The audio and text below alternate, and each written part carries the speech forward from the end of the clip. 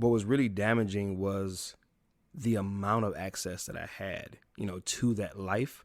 It wasn't, oh, your mom is, in a whole nother state and she's just hooked on drugs. No, my experience was your mother is right down the street. You don't have to tell me she's hooked on drugs, because when I go and see her, I see that look in her eye. When I go and see her, I'm seeing, crack pipes, laying around. I'm seeing the drug dealer come to the home. I'm seeing her purchase drugs, which led to me later on selling drugs myself and using drugs myself. So, I was in it, man. It wasn't this picture that was distant. I was in that life. Welcome to And Then Everything Changed, a podcast about the pivotal moments in life and decisions that define us. I'm your host, Ronit Plank.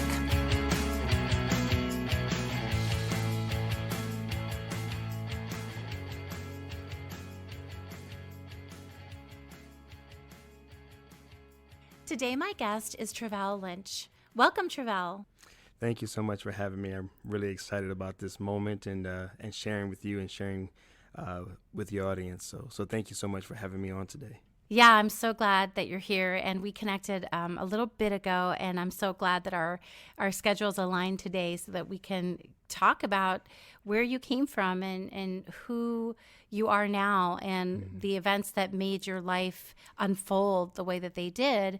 So I know that you live in California, but you didn't grow up in California. So can you take me back a little bit to where you were born and raised and how many siblings in your family?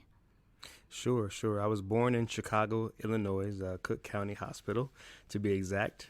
Spent 7 years in Chicago, and then my grandmother moved myself and my mother into a home in Toledo, Ohio. So we kind of still stayed in the Midwest. So really the majority of my earlier years, my formative years, were in the Midwest. I do have 4 sisters that are still in the Midwest. And then I have 3 other sisters kind of scattered throughout the states. And then I also have 2 brothers as well, both in the Midwest. So a very extended family there. Yeah, very. Did you get raised by mostly, like, which parent mostly raised you? To be honest, neither one. I was raised by my grandmother, actually. Yeah. So when you said you moved, did you say that your grandmother moved you and your mom out to Toledo? Right. Correct. Yes. So when you say that, the first instinct I had was that your grandmother was sort of the matriarch, but that your mom was there to take care of you. But is that incorrect? Yeah, well, to some degree. I'll say this, that when my mother had me, she was only 16. So she was a teenage mom. So in those first, couple of years, she was there. She was in the home. She was in my life. But, as a teenager, obviously I can't recall all of it, but I would assume that my grandmother was kind of taking the lead. And then in those, later years, as I, soon to discover that my mother began to use drugs and alcohol, and it was in those years where she was no longer in the home and I was solely with my grandmother. So when your mom became a user, when she started, would you say she was an addict? Oh, absolutely. Yeah. Absolutely. So do you understand how she came to not live with you? Was that a choice she made, or was that a choice that your grandmother made? I think it was a choice that maybe my mother made. I mean, due to the drug use and the alcohol and just kind of living that street life, I think you kind of gravitate kind of out of the home as I did personally later on in my own life. So I would probably say that it was my mother's choice. Yeah. So was it kind of you and your grandmother, the two of you, for a while? Oh, it was my entire upbringing up until 18. Yes. Wow. And was she a pretty good caregiver? Oh yeah, she was phenomenal. Yeah, she as we say, she did the best she could. She provided the roof over my head, food on the table, clothes on my back, and in fact, she was a seamstress slash a nurse. So she was very nurturing. But for like some of the first 8 or 9 years, she made my clothing, and so so she totally loved me and totally did everything that she could to make sure that I had the best possible upbringing. Right. So then would you say that when you were growing up, your childhood felt more on the secure side or more on the insecure side? I would say secure from the context of if I needed it, she made sure that I had it. Insecure from the standpoint of a emotional perspective, right? More about seeing my mother in the situations that she continued to find herself in, not having the father in the home. So it was more of an insecure, emotional kind of upbringing. Just not really feeling very comfortable with myself. Yeah, I would love to spend a little time on this because I have a great interest in that kind of a childhood, and how people survive and what the feeling is. Because now you're older and you're a father yourself, and you can give words to what you might not have been able to describe or really articulate back then. And I almost feel like for me, it's like a sense of empowerment when you can go back and sort of witness yourself as a kid and what you went through. And, did you have any, I want to get a real sense of what you were like in these, elementary school and middle school years. Did you have a sense of feeling like you were going to be okay? Or did you, I'm curious how much contact you had with your mom and what you were actively wishing for. Yeah, well, my mother, she was always, there, meaning she was always, I knew where she lived. I knew the phone number. I spent a lot of time with her, actually. So it wasn't that she wasn't physically accessible. It was just that she didn't literally live in the home to actually raise me.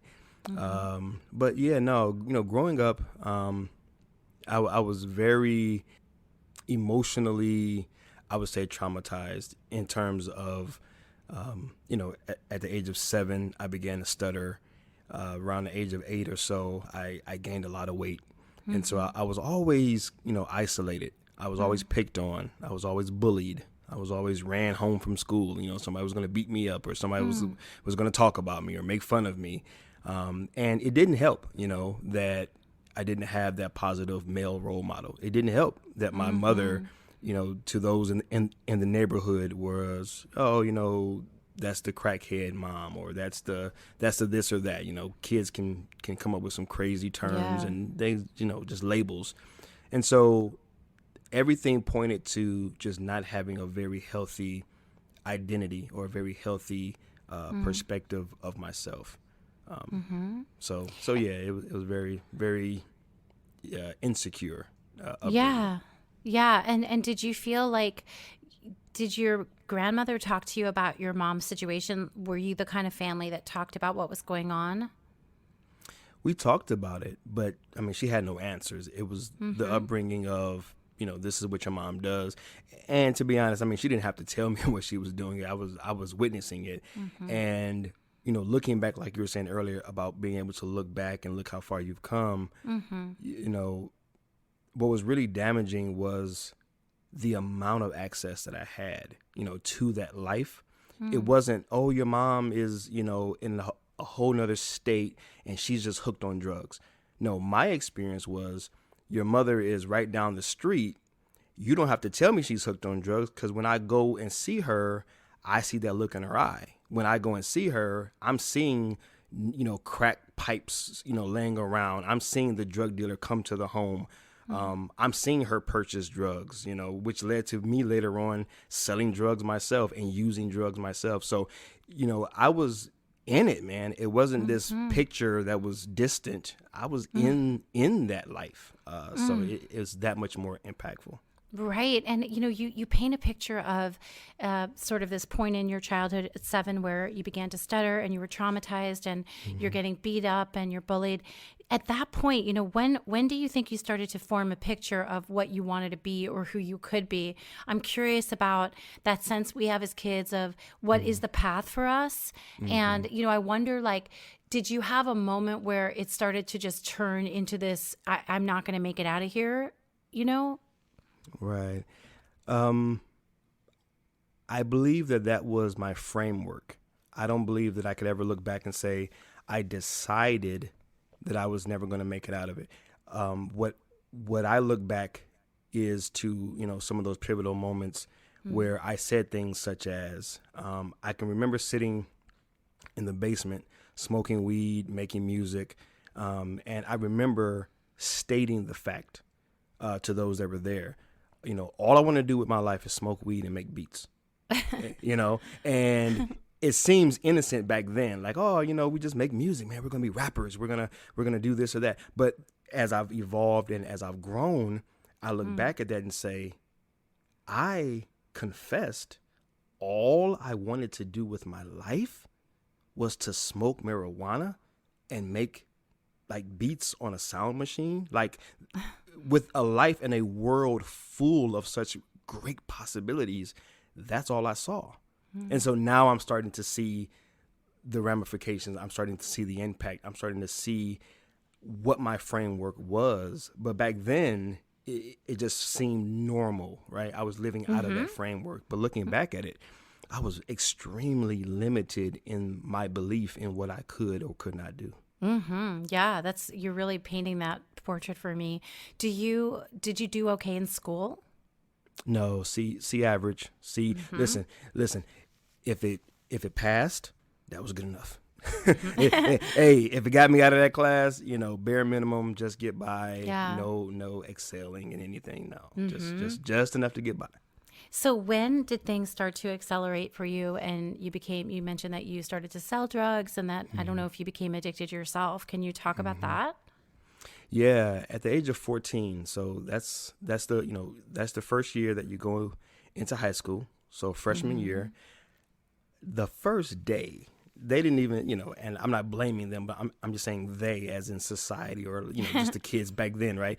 They didn't even allow me to get to day number 2. I'm talking about the first day of high school. I was introduced to weed. I can picture it like yesterday. We're across the street at the bus stop. My high school is on the other side of the street, like a four-way highway that separates one side of the street to the next. And some guys who I later became very close friends with, they were sitting at the bus stop smoking weed. They offered it to me. And at that time, I had already been preconditioned. I had already been predisposed to just not caring and, why not? All right. My mother's doing it. My friends doing it. My uncle's doing it. Who cares? So, yeah. So that was the introduction of marijuana, smoking it, the idea of later, which I quickly got involved in selling it, opium, smoking opium with it, mixing different things with it. And so it just took me down a trail of using and selling. So. And was that for most of high school? That was for all of high school. But that was for all of everything up until 23. Yeah, so that was my life then. Do you remember then what your relationship with your mom was like once you began using a lot? Did you have less or more contact with her? Did your judgment of her change at all? I would say more contact because, again, she was steeped in that lifestyle. And so I just pretty much joined her in that lifestyle.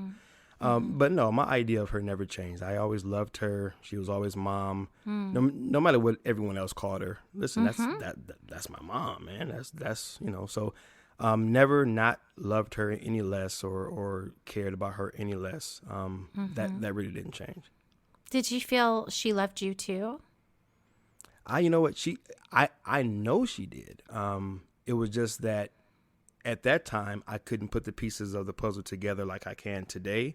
But as I look back at it, it was she loved me as best she knew how while not knowing how to love herself.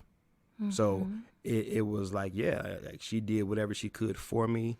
If she had a shirt on her back, she would take it off for me. But when you look at it through the lenses of like true nurturing, child raising, equipping your child for success, she just didn't know how to do that. So, right. And do you think your grandmother's influence helped you? Was that carrying you at all at that point? Oh, yeah, definitely. Yeah, because she saw the stuff I was doing. She understood the path I was taking, but she continued to show up and she continued to provide for me whatever I needed until we needed to part ways, which kind of happened later on in life. Right. And I know we're going to talk about that. I guess my last question about this period of your life was when you were selling and using and you saw children that were, 7 or 8 years old, do you remember having any feelings about that or thoughts about, the young you versus the you that you were now in your teens? Back then. Yeah, like when you started using drugs more seriously and Hmm. you're selling them, and maybe you saw children in your neighborhood who might have reminded you of yourself when you were 7 or 8. Did any of those impressions get through? Did you have like a connection of, oh wow, that was me then and this is me now? No, no, no. I was way far too gone. Mm-hmm. No, no. At that Yeah. point, I was so deluded and so just out of, out of sorts, out of my mind, so to speak, that Mm-hmm. I was very callous, Mm-hmm. very reckless in my thinking Mm-hmm. and my actions. So no, never had those moments. Mm-hmm. The framework really is, and I've had this conversation before. Mm. It's you get used to it. Like you really think this is life: drugs, violence, guns, robberies, going in and out of jail, getting caught up Mm. in situations. You just accept this as life. Now, sure, you see stuff on television, people living better, or you may go into a neighborhood where people have nicer things, but it doesn't really resonate. It doesn't really compute that there's options or choices or different lifestyle, Mm. ways of living that you can really tap into. You really are conditioned to just believe the hood is what I do. This is who I am, and you identify Mm-hmm. with it, and you become very comfortable with violence and with destruction Mm-hmm. on a very personal level. You just become very, very immune to it. So, Interesting. Yeah, I really appreciate you telling me that because I think I had this idea in my head. I guess it's sort of a writerly idea or a mm, cinematic idea that there you are as a teenager and you pass by some young kid and you're like, "Whoa." But you're telling me no, no. like there's no consciousness of that because you're just day to day trying to get through and living this way, right? It's just Oh, not even what I want to idealize. yeah, no, absolutely. Yeah, Yeah. yeah. So can you can you take me to this age of 23 when you said things like shifted for you? Yeah. And you know what? Yeah, you l- tell the story, Traveal. Okay, sure. Yeah, yeah. Let me take a step back, because I said 23, but that was a different turning point. Really, it was at the age of 21, which is Mm-hmm. where things kind of changed for me, because at that point, I had been steeped in being robbed and robbing others, Mm-hmm. all sorts of crime, petty crimes, as well as, and this was the turning point for me when I got caught for grand theft because I was a Mm. thief, I was a liar, cheater. I always tell people, listen, can you name it? Yep, I can name it. Okay, then I did it. Like Oh literally, wow. if you can, just about like okay, outside of murder and rape, Mm-hmm. if you can name it, I probably did it. Right. So, Mm-hmm. at this point, I was just in the streets and just doing my thing. And so I got caught for grand theft. I was facing 15 years and I did it. It was 100% me. I totally robbed my former boss. Mm-hmm. I had like a part-time job at a bistro. Mm-hmm. And here I am, you're right. This in the hood young black kid working for an upscale, affluent, Caucasian master chef, right? And Mm-hmm. so, here I am having the nerve to rob him of I don't know how many thousands of dollars it was. Mm-hmm. And so I got caught, red-handed. They had the video and everything. And so I'm in the county jail, and it was I didn't see the judge until the next Monday. And Mm-hmm. so when you get caught up on charges, if any of the listeners know anything about jail, if you get caught on Thursday or Friday, then you're going to just stay the weekend Mm-hmm. until something happens on Monday. And Mm-hmm. so I'm there over the weekend. Sunday morning comes, and I write about this in my new book. Sunday morning comes, and the jail bailiff comes down and says, "Hey guys, anyone who wants to go to service, let's line up." Sunday morning service, church service. And I'm not religious, don't know anything about God, don't know anything about anything. But I said, you know what? I'm tired of being in this cell block, so I'll go. Like if it just gets me out of this room, I'll go. And so long story short, I went, I listened to, it was maybe about, 10, 15 guys. We're in a room, and some women from a local church, they just kind of, they did their thing. To me, it was a blur, but I know that they told a story about this man named Jesus. And I always tell people when I'm interviewed, I'm not here to convert you or to save you or to bash religions. I don't get into religious battles. You do you, I do me. But I heard this story about this man named Jesus, and I don't even remember what scripture they read or what they even talked about. But I tell you, this is what I picked up from it. And this was the turning point of my life. Literally from this Sunday morning forward, my life completely changed. I heard them tell a story that communicated to me, you're accepted. And what resonated with me that Sunday morning was, Jesus accepts me as I am, with all of my faults, with all of my mistakes, with all of my robberies, with all of my stick-ups, with all of my theft, with all of my lying, cheating, drug dealing, drug using, every mistake I ever made, all of the problems that I had, my mother, my father, my this, that, and the other, right? Being addicted to pornography, which we didn't even get into, but just pornography and just everything I was going on, everything that was going on with me, you're accepted. And I think that was the first time I ever felt like someone or something, in this case being God, something didn't judge me on my outer appearance or my abilities or inabilities. It was this idea that just because I am, I matter. And that's what leads me and has led me for the last 23 years to do what it is that I do. And that is to spread this idea, to bring this awareness, bring this consciousness to the idea that because you are accepted, because you exist, you're accepted. So I don't want to get too far down that path, but that was that's what changed everything for me. Obviously, there's a lot that went into that development, but that was the paradigm shift. That was the moment of. Are you saying awakening. like it just let enough light in or made enough room inside of you to sort of plant? I mean, it's an overused metaphor, but to plant the seed to start growing in there and like becoming stronger. Absolutely. Yeah. And I love that analogy. I don't think it's overused. Okay. I mean, to me, that's literally life. I mean, life is seed time and then there's a harvest time. So what you sow, you grow. So. Yeah. So then can you take me through the next, I know like your life is rich and there's so much that happened. So what would you like to pick out as the next shift or the next jump forward in your journey?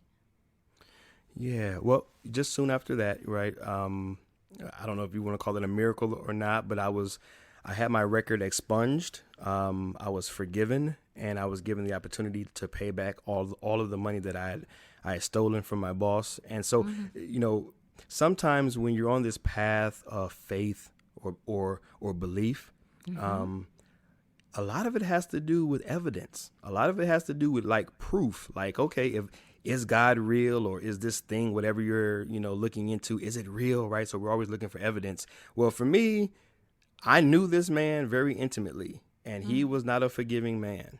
And the fact that I could rob him and he come up with this idea of, hey, if Traveal pays me back the money, expunge, I believe that's what it's called, expunge his record and let that man go.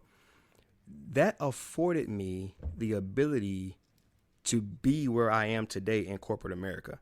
Because had that record gone through, or had he pressed charges, I wouldn't be where I am today or have the experiences that I've had today. So I just want to say that was the evidence. Wait a minute, maybe God is real. Maybe this faith thing is worth looking into, because that grace was not something that was supposed to happen. He was supposed to throw the book at me, so to speak. Right. So, Yeah. yeah. So anyway, long story short, got out of there, paid back everything. And And at this point, did you get back into drugs when you got out and you're paying things back?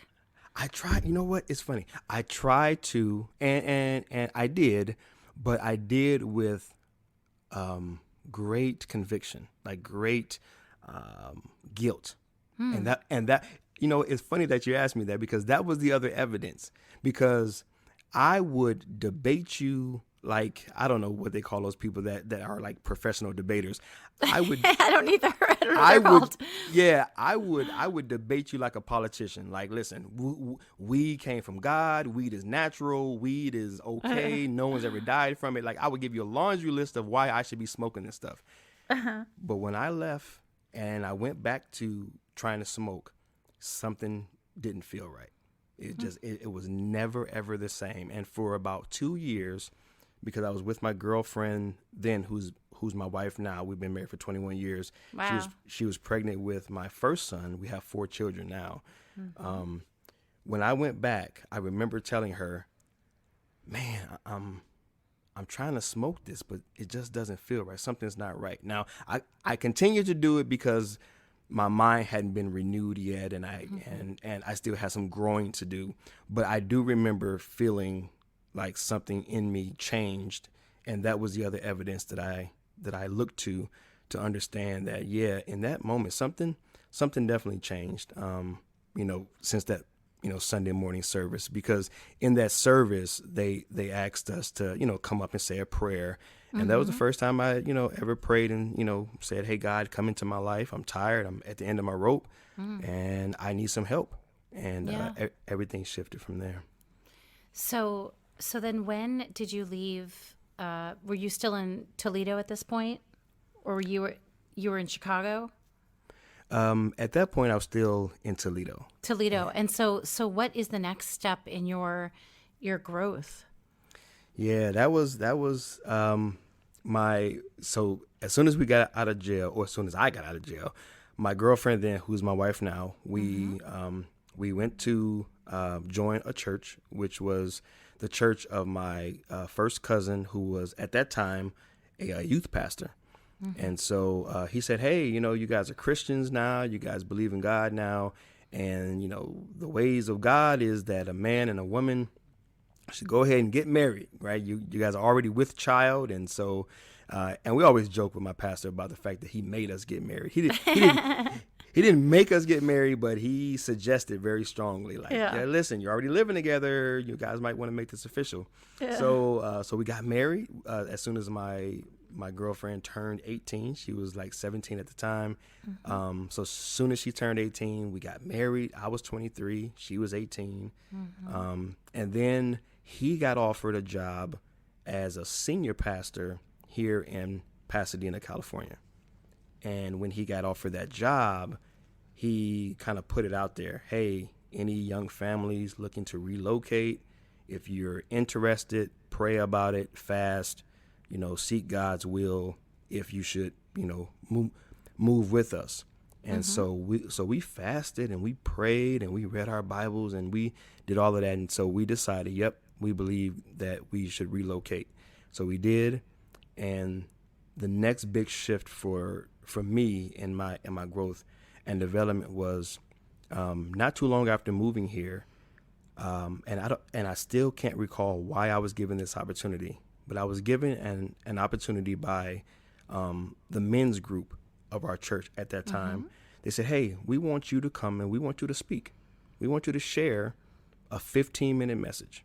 You pick the passage, you just talk, just share from your heart, man." I said, "Okay, cool, whatever."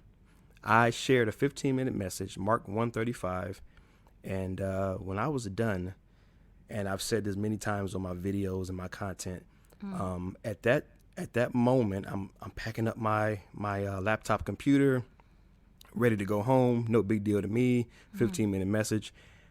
Pastor Eric Brown, who has later, who has since then, he passed away, but he walked up to me and he put an arm on my shoulder And I looked up at him, and he looked down at me, and he said, "Traveal, you are a teacher." And I've always said those 5 words changed my life. And I've said this many times to other people. 5 words can change your life. He said, "Traveal, you are a teacher." That's all he ever said. He didn't expound. He didn't go into it. He didn't break it down. That's all he ever said. And when he said that, he smiled at me as if to say, look, I see something in you. This is, this is real. You are a teacher, man. And so that's all he ever said. And that sent me on a 20-year, so that was in 2002. So this is 2021. So this has been a 21-year journey of teaching, preaching, educating. I've become an ordained minister, speaking, started my podcast, my weekly broadcast. I've been mentoring men for years. I've been preaching in the church. I've been a guest speaker on multiple, different stages and platforms. And so I have dedicated my entire life to finding how I can be the best communicator that I can possibly be. Because like you said earlier, all Eric did was sow a seed. Yeah. That I just, look to continue to water and just hope that we'll continue to grow. And now I feel like your belief in yourself, your faith, whatever listeners want to talk, think about it, however they want to call it, is just even more confirmed. It's like I feel like everything you do reaffirms that you made the right decision and that you're on the right path. Mm-hmm. Yeah, exactly. Yeah, it does. One of the things that I teach in my courses and my work is just the power of self-observation, self-awareness, being aware of what's already done. I like to play with the term, I'm an advocate for the already. Because I don't think there's enough people advocating for what already is. Our culture, our society is always about leveling up, the next big thing, what's coming next, previews at the movie theaters. Yeah. It's always futuristic, right? It's always out there. The big carrot is always being dangled out before us, right? The best is yet to come, right? These are phrases that we use, right? It's so woven into our culture that we're not even conscious of it. Everything is always future based. And what I've found is, for me, and this is what I teach, is that the greatest form of self-development is self-discovery. It's what's already there. Like guys, we're always trying to level up. I say level down. Get inside. Let's discover what's already there and build upon that. Be inspired by what God's already given you, what's already organic and natural for you. So yeah, absolutely. It's once he said you're a teacher, then my curiosity just went off, and I said, okay, well, what is a teacher? What does that mean? What does it mean from a biblical standpoint? What does it mean from a social standpoint? What does it mean from a professional standpoint? What is that, right? And so I began to do assessments and observations and take surveys and tests and personality tests and on and on and on and on. And it's like, that's what I teach people now. It's like, let's assess, let's observe, let's dig deep into what's already there. And I promise you, because many people are afraid to go deep or to look within because they're afraid of what they'll find. But what I've discovered is, you find, number one, you find what you're looking for, but then also what's inside, it will inspire you if you grow in your understanding of it. And what many of us operate out of is a predetermined definition given to us by a very uninformed society. And so then when we see it, it's like, oh, well, that's what that is. And it's like, well, no, are you operating through understanding, or are you operating through uninformed opinions that you've been conditioned to believe because you've been so steeped in the culture for so long, right? So yeah, anyway, that's my whole spiel. You'll take me down there. I'll get all fired up and I'll start preaching. So wait, did you? I don't want to go down there. Your word cut out for a second. Did you say spiel? That's your whole spiel, or you said that's your whole speech? Yeah. It's just my, I yeah. wasn't sure if you used Yiddish because I'm Jewish and Yiddish is spiel. Oh, Spiel is like, oh, your thing, like your whole like right, thing. right. So I want to ask you like before we talk about where people can find you, I'm Sure. curious if you can spend a minute or two or Hmm. more telling me a little bit about where your family is these days and the relationships you may or may not have with your mother, I don't know if your grandmother is still alive. I don't know if you're connected with siblings at all at this point, and if you want to talk a little bit about that. Yeah, sure, sure. My mother did pass away, Mm-hmm. but prior to her passing away, she also came into the church and just began to live for God, gave her life to God, and she began to serve faithfully in the choir. She served in a soup kitchen, Mm-hmm. and just all types of different ways of just giving back to the community. So yeah, so her life definitely turned around. Mm-hmm. My father, though he still lives in Chicago, we are now on speaking terms. God has allowed us to be reconciled in a beautiful way. So we speak almost weekly now. Mm-hmm. So that relationship is great. Now with my siblings, that's been probably the most strained in terms of we don't have anything against one another. Mm-hmm. Is just one of those weird dynamics that I think we're all learning to try to kind of grow through and take next steps in. That we grew up just like separately. It's just Yeah. my dad went over here and had a couple of children by this woman and that woman. Then my mother Mm-hmm. went over here and had a couple of children by this man and that man.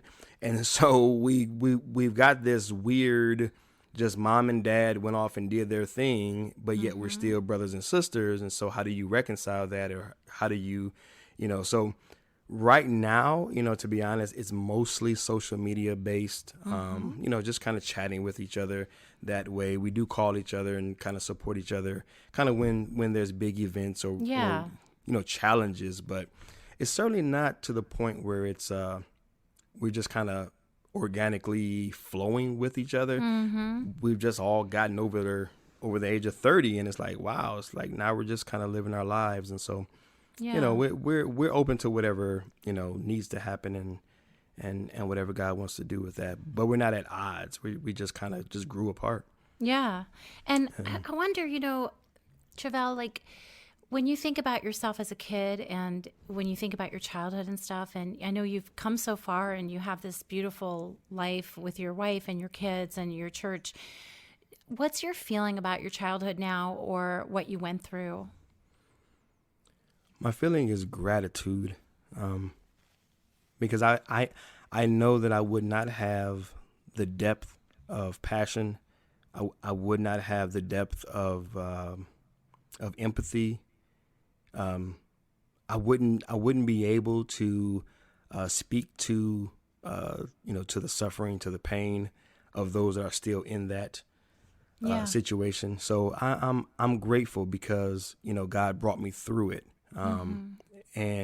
and I continue to draw from those pains and those struggles, to really shape my service going forward to other people. So when I look back at it, it's just full of gratitude because Yeah. I know I could have which we didn't get into, but there were 3 to 4 times where I know I should have lost my life, at the hands of someone else, Mm. because there were times where I had guns put to people's heads, and they should have, well, not should have, but they could have lost their life, Mm-hmm. at my hands. So very, very grateful that Yeah. that I made it through. Yes, yes. And I think about that a lot because so many people have to go through childhoods that are difficult, painful, Hmm. dangerous, and not everyone gets to a point in their life where they can think about it without it hurting them as much Hmm. anymore. Hmm. And it sounds like, it's not that the pain maybe goes away, but that you have done something with it. Hmm. You know, some people are not God oriented. Some people aren't pray oriented, right? They're not like, they don't think about prayer. A lot of people I know, you know, I'm Jewish, but very relaxed Jewish, Reformed Jew. You know, why are you laughing? You know, it's like cultural, you know, you live in LA, so it's like culturally Jewish, right? I don't invoke God a lot in my day, but I have a lot of people in my life who do what they call manifestation, or they put their attention on things. And I wanted to ask you, do you, as a person who's, you know, a God, I mean, you're a pastor, right? Yes. So when you talk to people who don't use the words necessarily God or Jesus or prayer in their life, but you can tell that they have an awareness of something more than themselves, do you see that as like a gateway, or is there room for you in those people's beliefs? Wow. You know what? I love that question. Oh my goodness. I love that question. Yeah, I practice something, and I'm not sure if you are familiar with this term or this practice. It's called contemplation or contemplative prayer, contemplative lifestyle. No. Okay, yeah. So really, my focus is to shed the dualistic mindset, the dualism within my own heart and mind. And so my only agenda is the awareness that you are creation. And so to be honest, even as a pastor, I have zero agenda with winning you to Christ, getting you saved, making you believe in the blood of Jesus and the cross has saved you. What I want to embody and be an example of is someone who is aware of a creator's appreciation for his creation. And whatever that looks like, then you go and run with it. Yeah. Okay. I'm glad about that, because I know that a lot of my listeners aren't necessarily overtly religious in that old-fashioned quotation mark, you know, religious way. So it's helpful to me to understand that, because then I feel like, oh yeah, I got it. You know, I get it. I can roll with these terms. Right. Yeah. You Yeah. know, no, it's funny because whenever I'm interviewed, I always, in my spirit, kind of like in my inner man, there's always an inner pause, but I do it anyway. But there's always an inner pause when I tell the story of, you know, how everything changed, because the name Jesus just invokes this dualism. It's you're on this side or that side. It's like, man, right? So the reality for me is, I ain't trying to win you to Jesus. But yet in my but you asked me the question, and my story is he's a part of it. I don't know what to tell you, right? It's like, I don't know what to say.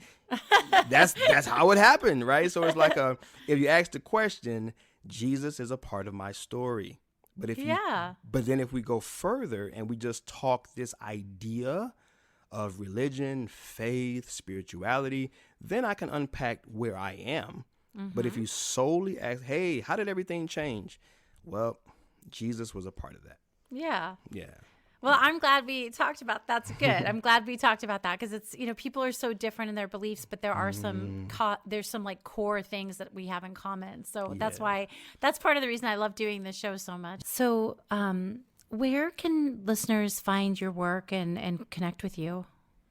Yeah, so anywhere on social media, if you were to, social media, the internet, but IamThePossible.com is the website.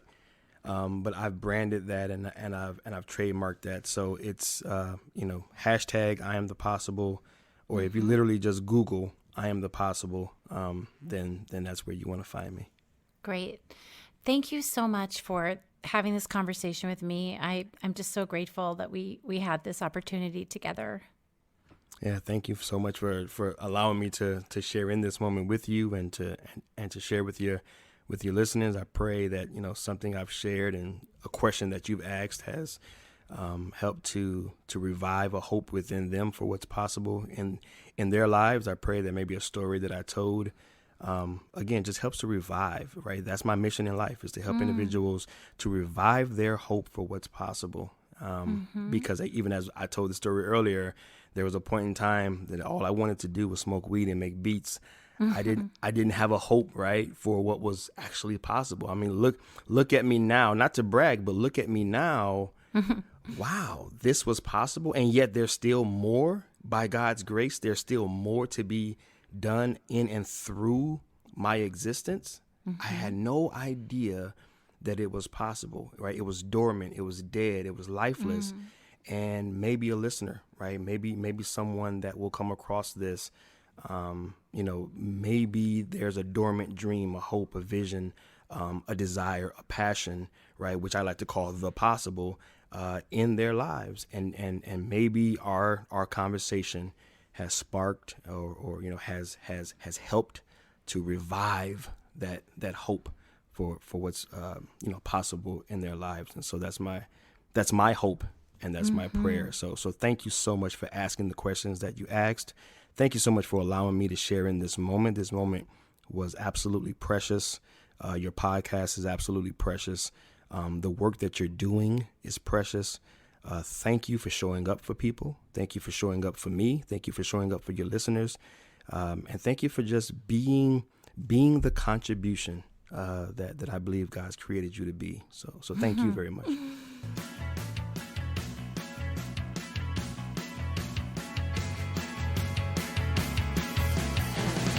Thank you for listening to And Then Everything Changed. For more on this episode, photos, and other episodes you might like, please visit atecpodcast.com. You can connect with me and learn more about episodes on Facebook, Twitter, and Instagram also. Just search for my name, Ronit Plank, RONITPLANK, and you will find all the updates. If you like this podcast, please remember to subscribe and also rate and review so other people can find it. Thank you so much for listening.